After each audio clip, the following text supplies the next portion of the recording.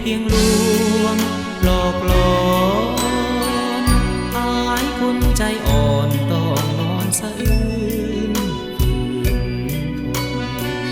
แสนเศร้าหัวใจท่วมล้นน้องนางลงเสื้อคำคนอายจนน้องจึงเปลี่ยนใจยามใดความงามน้องสูญให้ค่าสิ้นคนเขาปรารถนาจงหวนคืนมามือใหม่อ้อมกอดแขนเขาที่เจ้าเคยพักอาศัยลงเดินทางผิดพลาดไปอายยอมอภัยให้น้องมีคนเขาซ้ำยามเหยียบประนามเย้ยยันอายบ่คิดบันแปรพันหาจริงมันบ่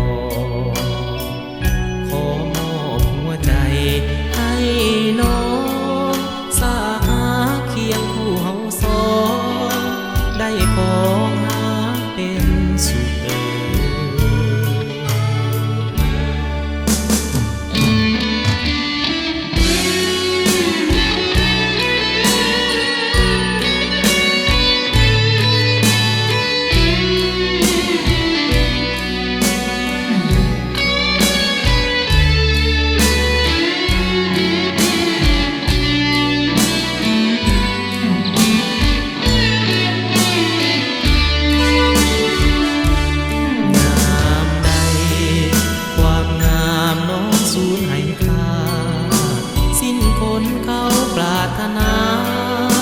จงหวนคืนมามือ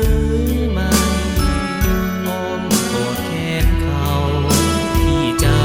เคยพักอาศัยลงเดินทางผิดพลาดไปอายยอมอภัยให้น้อง